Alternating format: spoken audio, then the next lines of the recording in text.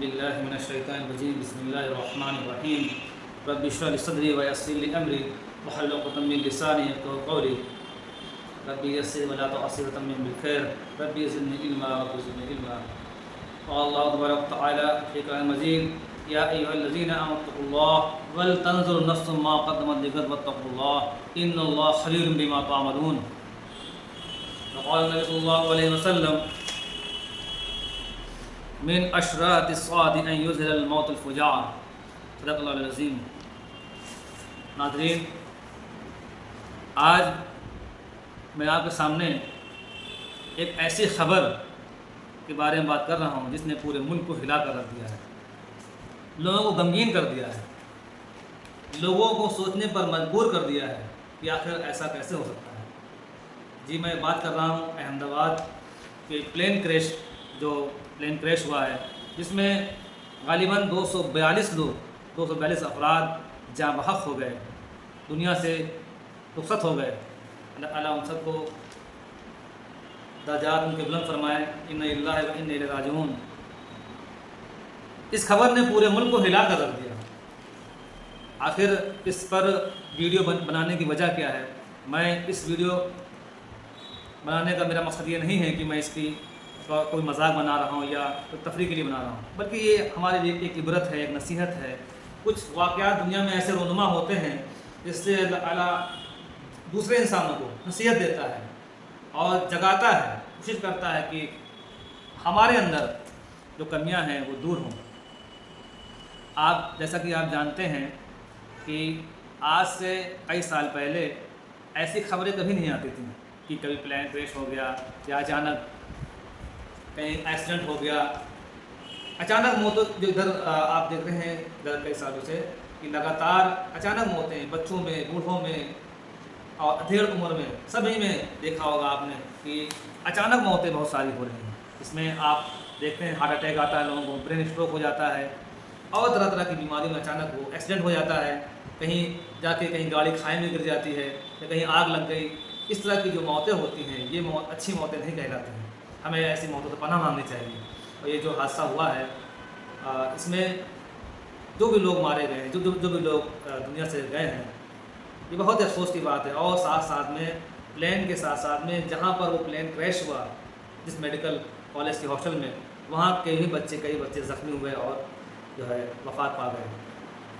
تو اس میں ہمارے لیے کیا نصیحت عبرت ہے؟ میں قرآن حدیث کی روشنی میں اس حادثے کو وضاحت کرنے کی کوشش کروں گا۔ اللہ تعالیٰ نے قرآن میں فرمایا کل نفس ذائقۃ الموت وانما توفون اجورکم یوم القیامہ، کہ ہر نفس کو، ہر جان کو موت مزہ چکھنا ہے اور تمہیں تمہارے جو عمل ہیں اچھے ہوں یا برے، قیامت کے دن ہی اس کا بدلہ ملے گا۔ یعنی جو ہم نیک عمل کر رہے ہیں یا برے عمل کر رہے ہیں یا نیک عمل کر رہے ہیں، اس کا بدلہ قیامت کے دن ہی ملے گا۔ اس کے لیے موت آنی پڑے گی۔ موت ایسی حقیقت ہے جس سے کوئی انسان بچ نہیں سکتا ہے، کوئی انسان بچ ہی نہیں سکتا ہے۔ یہ ایک ایسی حقیقت ہے۔ قرآن نے جگہ جگہ ہر پارے میں، ہر صورتوں میں قرآن بار بار موت کا ذکر کیا، جہنم کا ذکر کیا، تاکہ انسان اپنی بدعمالیوں سے، جو انسان رب کو بھولا ہوا ہے، دنیا کی زندگی میں مگن ہے۔ قرآن کہتا ہے عمل حیات دنیا الا متاع الغرور، کہ دنیا کی جو زندگی ہے یہ صرف دھوکہ ہے، محض دھوکہ ہے۔ اصل زندگی تو کیا ہے؟ دارالآخرت ہے، آخرت کا گھر ہے جو ہمیشہ رہے گی۔ قرآن کہتا ہے سورہ حشر میں اللہ نے ارشاد فرمایا کہ یا ایھا الذین آمنوا اتقوا اللہ ولتنظر نفس ما قدمت لغد واتقوا اللہ ان اللہ خبیر بما تعملون، کہ اے ایمان والو اللہ سے ڈرو اور ہر نفس کو، ہر جاندار کو یہ دیکھنا چاہیے، یہ غور کرنا چاہیے کہ اس نے کل کے لیے یعنی کہ آخرت کے لیے کیا تیاریاں کی ہیں، اور اللہ سے ڈرو۔ اللہ باخبر ہے ہر اس چیز سے جو ہم کرتے ہیں۔ دیکھیے قرآن کے اندر جگہ یہ بار بار ذکر ہوتا ہے موت کا، حشر کا، قیامت کا۔ اس لیے ہوتا ہے تاکہ ہم اپنی غفلت بھری زندگی سے آگاہ ہو جائیں اور اپنے عمل کو درست کریں۔ ہمارے لیے اس میں عبرت اور نصیحت ہے اس واقعے سے کہ انسان کی زندگی کا کوئی بھروسہ نہیں ہے، کبھی بھی انسان کی موت آ سکتی ہے۔ لہٰذا ہمیں چاہیے کہ ہم اپنے عمل کو درست کریں، اپنے معاملات درست کریں، اپنی عبادتوں کو درست کریں نماز کو خوش و خضوع کے ساتھ پڑھیں، صدقہ و خیرات کریں۔ آج ہمیں وقت ہے، اللہ نے وقت دیا ہے، اس وقت میں اس زندگی میں اگر ہم صدقہ نہیں کر پاتے ہیں یا نیک عمل نہیں کر پاتے ہیں تو کل جب اللہ کے حضور حاضر ہوں گے، حساب و کتاب ہوگا، تو ہم وہی اللہ کے سامنے پچھتائیں گے اور گڑگڑائیں گے اور اللہ تعالیٰ سے کہیں گے کہ اللہ ہمیں تھوڑی مہلت دے۔ قرآن کہتا ہے لو ربی لولا اخرتنی الی اجل قریب فاصدق واکن من الصالحین۔ یہ انسان وہاں اللہ سے فریاد کرے گا کہ اے میرے رب مجھے تھوڑی مہلت اور دے دیتا، کیوں نہیں دے دی کہ میں صدقہ کر لیتا، نیک عمل کر لیتا اور نیک لوگوں میں شامل ہو جاتا۔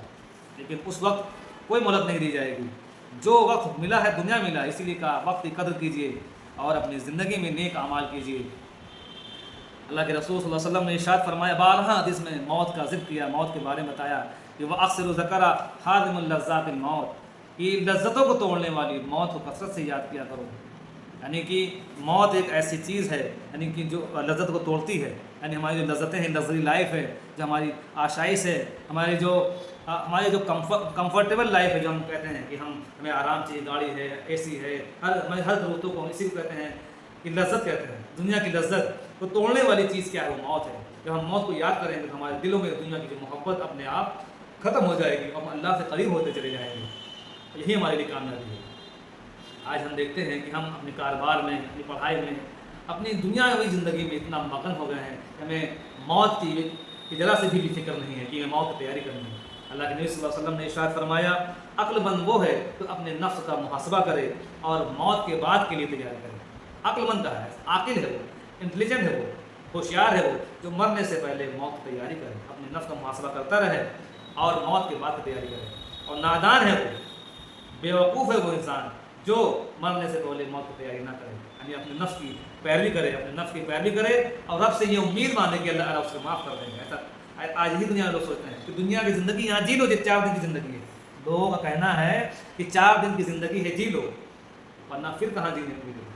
بلکہ اللہ تعالیٰ خود کہتا ہے کہ دنیا کی زندگی تو چند روزہ ہے، اس میں جو نیک اعمال کرے گا کل وہیں وہ آرام کرے گا، کل وہ آرام میں رہے گا، کل وہ عیش و آرام کی زندگی گزارے گا جنت میں۔ لیکن دنیا کی زندگی میں جو اپنی منمانی کرے گا، رب کی نافرمانی کرے گا، کل وہ کا ٹھکانہ جہنم ہوگا۔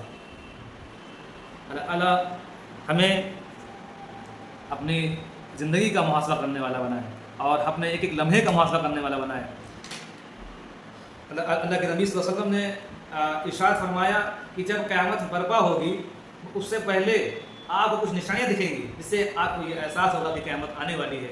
اس میں سے ایک نشانی یہ بھی ہوگی کہ اچانک موتیں بڑھ جائیں گی، ایسے ہارٹ اٹیک سے لوگ مرنا، ہے نا، برین اسٹروک سے مرنا، یا حادثات بہت زیادہ ہونا، یا ایک دوسرے قتل کرنا، یا ٹرین کی پٹری سے کود جانا، یا ٹرین کی پٹری سے ٹرین کا حادثہ ہو جانا، یا پلین کریش ہو جانا۔ اس طرح کی بہت سے سارے حادثات آپ دیکھیں گے دنیا کے اندر۔ یہ اچانک موت کی جو ہے مثال ہے،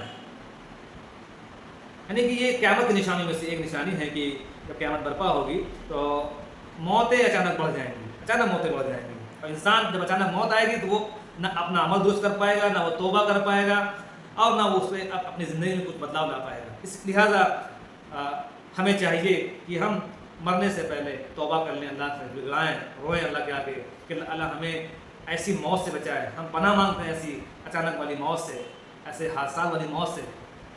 ایک اچھی موت وہ مانی جاتی ہے کہ جب آپ بستر عدالت پہ ہوں اور زبان پہ کلمہ لا الہ الا اللہ ہو، یعنی اللہ ہم تک کو مرنے کے وقت کلمہ نصیب فرمائے، یہ اچھی موت ہے۔